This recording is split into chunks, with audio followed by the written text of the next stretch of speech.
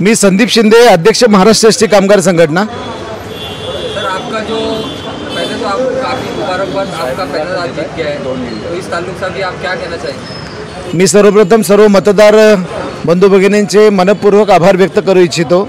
सलग 65व्या वर्षी मोठ्या विश्वासानं ही संस्था, भाऊ फटकांच्या स्वप्नातली संस्था विश्वासानं आमच्या ताब्यात दिली, त्याबद्दल तुमच्या सर्वांचे खूप आभार।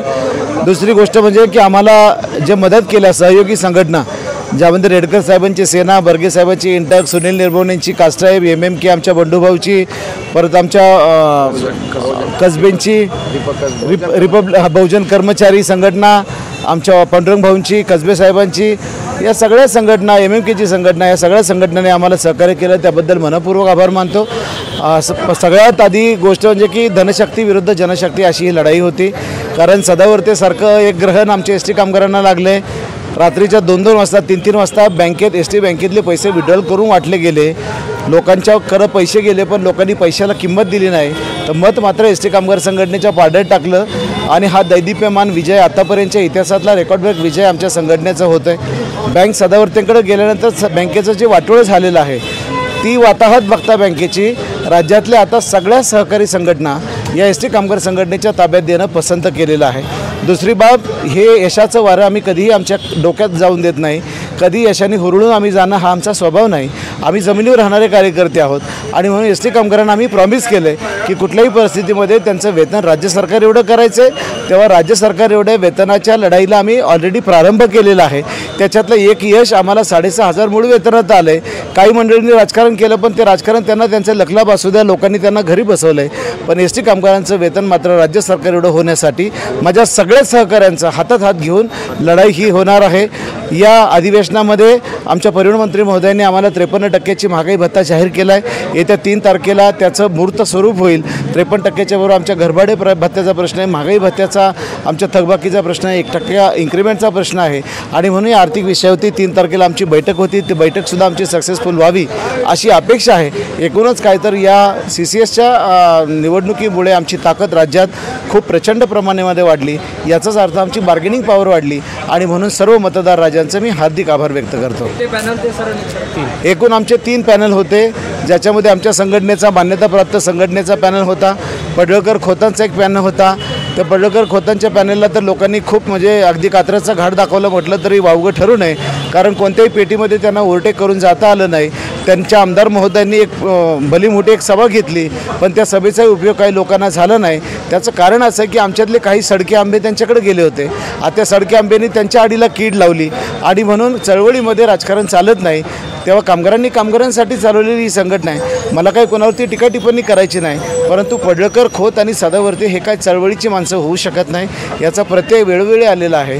तेव्हा आता त्यांनी त्यांचं राजकारण करावं, कामगारांच्या चळवळीत येऊ नये अशी माफक अपेक्षा आहे मला।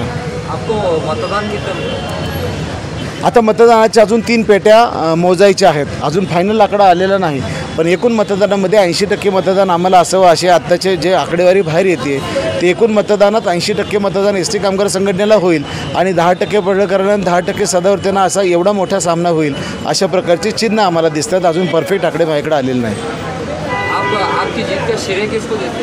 हे माझं सर्वसामान्य कर्मचारी नाही, हे तुमच्या शेजारी जो पुतळा आहे आमचा स्वर्गीय भाऊ फटकांचा, तो महान व्यक्ती आमचा संस्थापक आहे आणि आमचे जे खालचे 4 स्तंभ आहेत, जो आमचा चालक बंधू आहे, वाहक बंधू आहे, कार्यशाळेचा आहे, ऑदर स्टाफचा आहे, या सर्वांना त्यांचे मूळ प्रश्न त्यांच्या मुळाच्या जाऊन काम करण्याची पद्धत आमची आहे आणि म्हणून आम्ही AC गाडीत बसून काचा लावून फिरणारी माणसं नाही, आम्ही काय आमदार खासदार नाही।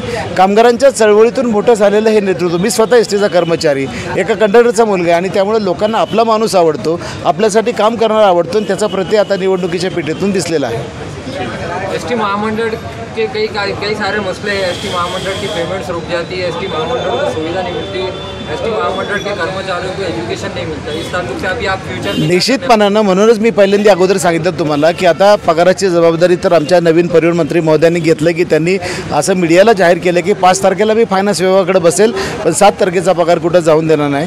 माझा मुद्दा असा आहे की आमचं वेतन चांगलं झालं की आम्हाला ऑटोमॅटिकली सगळ्या सुविधा मिळतील।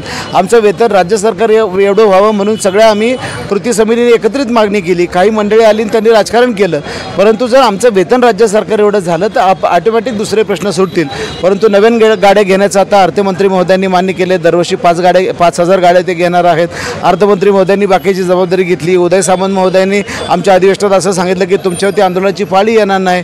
बरेच शेठ आम्हाला असे म्हणले की बाबा मी तुमच्याशी खंबीरपणाने पाठी राहील. खासदार सुनील तटकरे साहेब म्हणाले की अर्थमंत्री माझे पक्षाचे आहेत, मी त्या पक्षाचा प्रदेशाध्यक्ष आहे, तेव्हा तुमचे प्रश्न मांडायची जबाबदारी आमचं वकीलपत्र त्यांनी घेतलं आहे. असं सगळे आम्हाला मदत करतात. तेव्हा आम्ही त्यांना प्रॉमिस असं केलं आहे की आमचं वेतन राज्य सरकार एवढं करा. रोज 65 लाख लोकांना आम्ही भेटतो. त्या 65 लाख लोकांना सरकार किती चांगलं हे सांगायची जबाबदारी आम्ही मागच्या आता गेल्या 15 दिवसापूर्वी झालेल्या अधिवेशनामध्ये स्वीकारलेली आहे. तेव्हा आम्हाला राजकारण करण्यापेक्षा माझ्या एस टी कर्मचाऱ्यांचं वेतन राज्य सरकार एवढं व्हावं अशा अपेक्षेनं आम्ही काम करतो आहे. आमचा विजय पॅनल स्वर्गीय भाऊ फाटक पॅनल.